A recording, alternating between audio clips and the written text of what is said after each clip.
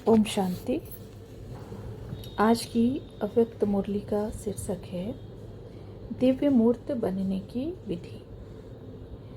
बाबा ने कहा, नयनों द्वारा क्या देख रहे हैं? आप सभी भी नयनों द्वारा देख रहे हो। बाप दादा भी नयनों का आधार ले देख रहे हैं। बाप दादा क्या देखते हैं? आप सभी क्या देख रहे हैं? देख रहे हो व देखते हुए भी नहीं देखते हो। क्या स्थिति है?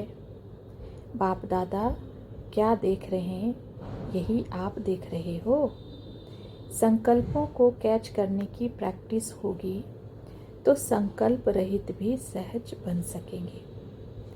ज़्यादा संकल्प तब चलाना पड़ता है जब किसके संकल्प को परख नहीं सकते हैं, लेकिन हर एक के संकल्पों को रीड करने की प्रैक्टिस होगी तो व्यर्थ संकल्प ज़्यादा नहीं चलेंगे और सहज ही एक संकल्प में, एक रस स्थिति में, एक सेकंड में स्थित हो जाएंगे। तो संकल्पों को रीड करना यह भी एक संपूर्णता की निशानी है। जितना जितना अव्यक्त भाव में स्थित होंगे उतना हरेक के भाव को सहज समझ जाएंगे। एक दो के भाव को न समझने का कारण अव्यक्त भाव की कमी है। अव्यक्त स्थिति एक दर्पण है। जब आप अव्यक्त स्थिति में स्थित होते हो तो कोई भी व्यक्ति के भाव अव्यक्त स्थिति रूपी दर्पण में बिल्कुल स्पष्ट देखने में आएगा। फिर मेहनत नहीं करनी पड़ेगी। दर्पण को मेहनत नहीं करनी पड़ती है कोई के भाव को समझने में। जितनी जितनी अव्यक्त स्थिति होती है वह दर्पण साफ और शक्तिशाली होता है। इतना ही बहुत सहज एक दो के भाव को स्पष्ट समझते हैं। अव्यक्त स्थिति रूपी दर्पण को साफ और स्पष्ट करने के लिए 3 बातें आवश्यक हैं। उन 3 बातों से कोई एक बात भी सुनाओ। हरेक ने बताया। आज हरेक की सरलता, श्रेष्ठता और सहनशीलता, यह 3 चीज़ें एक एक की देख रहे हैं। इन 3 बातों में से कोई एक भी ठीक रीति धारण है तो दर्पण स्पष्ट है। अगर एक भी बात की कमी है तो दर्पण पर भी कमी का दाग दिखाई पड़ेगा। इसलिए जो भी कार्य करते हो हर कार्य में 3 बातें चेक करो। सभी प्रकार से सरलता भी हो, सहनशीलता भी हो और श्रेष्ठता भी हो। साधारणपन भी ना हो। अभी कहाँ श्रेष्ठता के बजाय साधारणता दिखाई पड़ती है। साधारणपन को श्रेष्ठता में बदली करो और हर कार्य में सहनशीलता को सामने रखो और अपने चेहरे पर, वाणी पर सरलता को धारण करो। फिर देखो सर्विस व कर्तव्य की सफलता कितनी श्रेष्ठ होती है। अभी तक कर्तव्य की रिजल्ट क्या देखने में आती है? प्लान और प्रैक्टिकल में अंतर कितना है? अंतर का कारण क्या है? तीनों ही रूप में अभी पूर्ण प्लेन नहीं हुए हो। स्मृति में भी प्लेन, वाणी में भी प्लेन होना चाहिए। कोई भी पुराने संस्कार का कहाँ दाग न हो और कर्म में भी प्लेन अर्थात श्रेष्ठता। अगर प्लेन हो जाएंगे तो फिर प्लान और प्रैक्टिकल एक हो जाएंगे। फिर सफलता प्लेन यानी एरोप्लेन की माफिक उड़ेगी। इसलिए हर बात में मनसा, वाचा, कर्मणा और छोटी बात में भी सावधानी चाहिए। मन, वाणी, कर्म में तो होना ही है, लेकिन उसके साथ साथ यह जो अलौकिक संबंध है उसमें भी प्लेन होंगे तो सर्विस की सफलता आप सभी के मस्तक पर सितारे के रूप में चमक पड़ेगी। फिर हर एक आप एक एक को सफलता का सितारा देखेंगे। सुनाया था ना कि स्लोगन कौन सा याद रखो, सफलता हमारा जन्मसिद्ध अधिकार है। फिर तुमको कोई भी देखेंगे तो उनको दूर से दिव्य मूर्त देखने में आएंगे। साधारण मूर्त नहीं, लेकिन दिव्य मूर्त। आजकल बहुत सर्विस में बिजी हो, जो कुछ किया बहुत अच्छा किया। आगे के लिए सफलता को समीप लाओ। जितना जितना एक दो के समीप आएंगे उतना सफलता समीप आएगी। एक दो के समीप अर्थात संस्कारों के समीप, तब कोई भी सम्मेलन की सफलता होगी। जैसे समय समीप आ रहा है वैसे सभी समीप आ रहे हैं, लेकिन अब ऐसी समीपता में क्या भरना है? जितनी समीपता उतना एक दो को सम्मान देना। जितना एक दो को सम्मान देंगे उतना ही सारी विश्व आप सभी का सम्मान करेंगी। सम्मान देने से सम्मान मिलेगा। देने से मिलता है, ना कि लेने से। कोई चीज़ लेने से मिलती है और कोई चीज़ देने से मिलती है। तो कोई को भी सम्मान देना गोया सर्व का सम्मान लेना है। और भाषा में भी परिवर्तन चाहिए। आज सभी सर्विसेबल बैठे हैं ना, तो इसलिए भविष्य के इशारे दे रहे हैं। कभी भी कोई का विचार स्पष्ट ना हो तो भी ना कभी नहीं करनी चाहिए। शब्द सदैव हाँ निकलना चाहिए। जब यहाँ हाँ जी करेंगे तब वहाँ सतयुग में भी आपकी प्रजा इतना हाँ जी करेंगी। अगर यहाँ ही नाची करेंगे तो वहाँ भी प्रजा दूर से ही प्रणाम करेंगी। तो ना शब्द को निकाल देना है। कोई भी बात हो पहले हाँ जी कहना ही दूसरों के संस्कार को सरल बनाने का साधन है। सुनाया था वर्तमान समय जो कर्म कर रहे हो वह भविष्य के लॉ बन रहे हैं। आप सभी का कर्म भविष्य का लॉ है।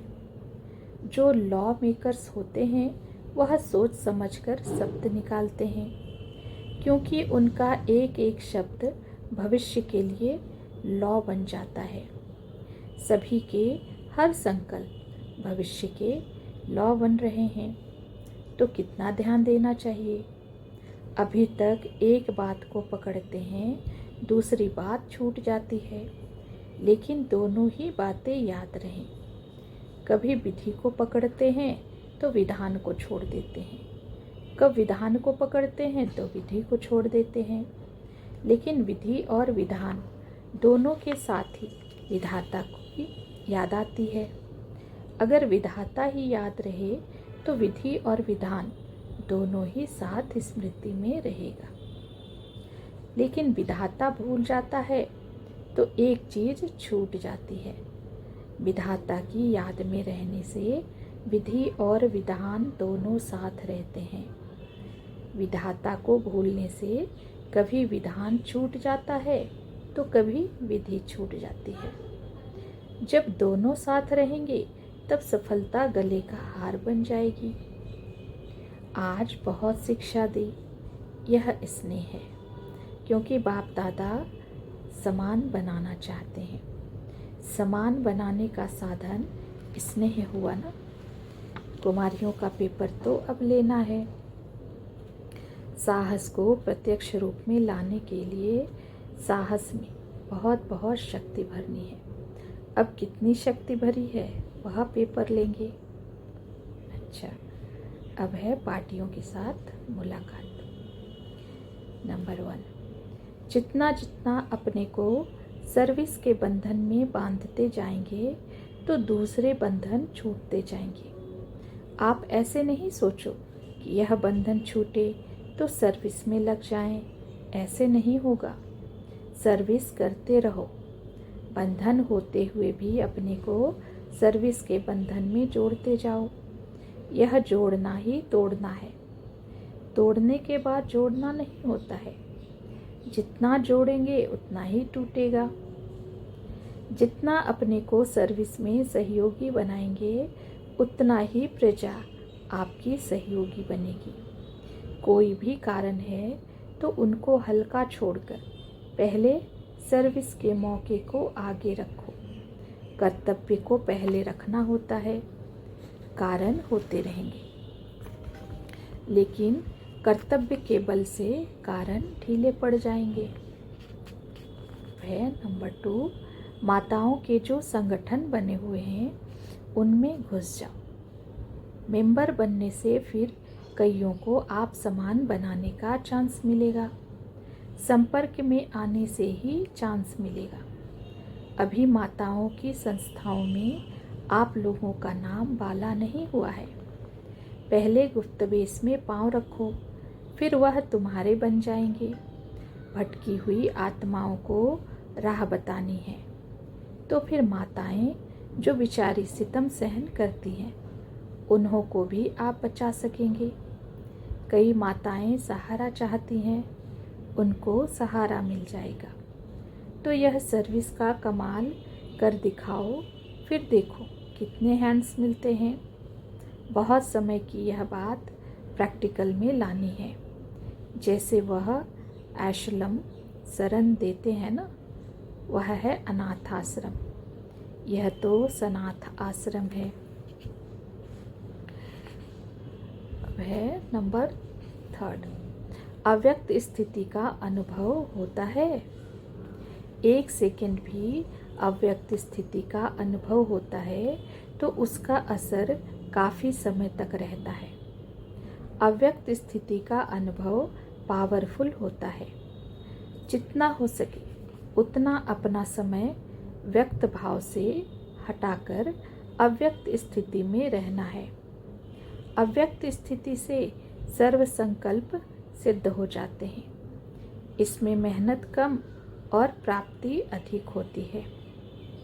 और व्यक्त स्थिति में स्थित होकर पुरुषार्थ करने में मेहनत अधिक और प्राप्ति कम होती है। फिर चलते चलते उलझन और निराशा आती है। इसलिए अव्यक्त स्थिति से सर्व प्राप्ति का अनुभव बढ़ाओ। अव्यक्त मूर्त को सामने देख समान बनने का प्रयत्न करना है। जैसा बाप वैसे बच्चे, यह स्लोगन याद रखो। अंतर ना हो, अंतर को अंतर्मुख होकर मिटाना है। बाप कब निराश होते हैं, परिस्थितियों से घबराते हैं, तो बच्चे फिर क्यों घबराते हैं? ज़्यादा परिस्थितियों को सामना करने का साकार सबूत भी देखा। कभी उनका घबराहट का रूप देखा?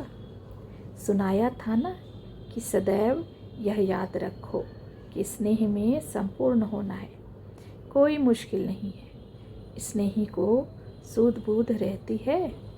जब अपने आप को मिटा ही दिया फिर यह मुश्किल क्यों? मिटा दिया ना। जो मिट जाते हैं वह जल जाते हैं। जितना अपने को मिटाना उतना ही अव्यक्त रूप से मिलना। मिटना कम तो मिलना भी कम। अगर मेले में भी कोई मिलन न मनाए तो मेला समाप्त हो जाएगा। फिर कब मिलन होगा? स्नेह को समानता में बदली करना है। स्नेह को गुप्त और समानता को प्रत्यक्ष करो। सभी समाया हुआ है, सिर्फ प्रत्यक्ष करना है। अपने कल्प पहले के समाये हुए संस्कारों को प्रत्यक्ष करना है। कल्प पहले की अपनी सफलता का स्वरूप याद आता है ना। अभी सिर्फ समाये हुए को प्रैक्टिकल प्रत्यक्ष रूप में लाओ। सदैव अपनी संपूर्णता का स्वरूप और भविष्य 21 जन्मों का रूप सामने रखना है।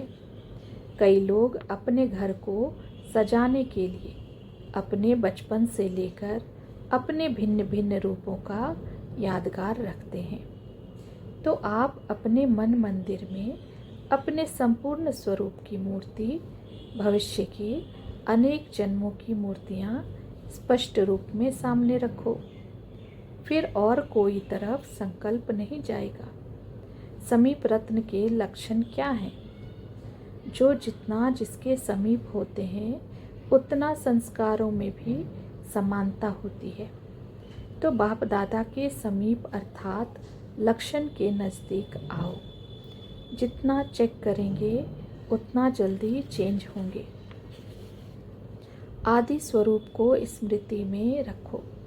सतयुग आदि का और मर्जीवा जीवन की आदि रूप को स्मृति में रखने से मध्य समा जाएगा। स्नेही हो व सहयोगी भी हो। जिससे स्नेह होता है उनको रिटर्न में क्या दिया जाता है? स्नेह का रिटर्न है सहयोग। वह कब देंगे? जैसे बाप सर्वसमर्थ है तो बच्चों को भी मास्टर सर्वसमर्थ बनना है। विनाश के पहले अगर स्नेह के साथ सहयोगी बनेंगे तो वर्षे के अधिकारी बनेंगे। विनाश के समय भल सभी आत्माएं पहचान लेंगी, लेकिन वर्षा नहीं पा सकेंगी क्योंकि सहयोगी नहीं बन सकेंगी। वह नंबर 4, कर्म बंधन शक्तिशाली है या यह ईश्वरीय बंधन? ईश्वरीय बंधनों को अगर तेज करो तो कर्म बंधन आप ही ढीले हो जाएंगे। बंधन से ही बंधन कटता है।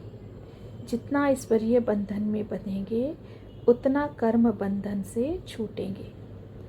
जितना वह कर्म बंधन पक्का है उतना ही यह ईश्वरीय बंधन को भी पक्का करो तो वह बंधन जल्दी कट जाएगा। नंबर 5 है, बिंदु रूप में अगर ज़्यादा नहीं टिक सकते हो तो इसके पीछे समय ना लगाओ। बिंदु रूप में तब टिक सकेंगे जब पहले शुद्ध संकल्प का अभ्यास होगा।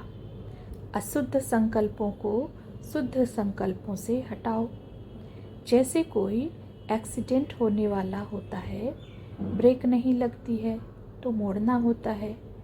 बिंदु रूप है ब्रेक। अगर वह नहीं लगता तो व्यर्थ संकल्पों से बुद्धि को मोड़कर शुद्ध संकल्पों में लगाओ। कभी कभी ऐसा मौका होता है जब बचाव के लिए ब्रेक नहीं लगाई जाती है, मोड़ना होता है। कोशिश करो कि सारा दिन शुद्ध संकल्पों के सिवाय कोई व्यर्थ संकल्प ना चले। जब यह सब्जेक्ट पास करेंगे तो फिर बिंदी रूप की स्थिति सहज रहेगी। अच्छा, ओम शांति।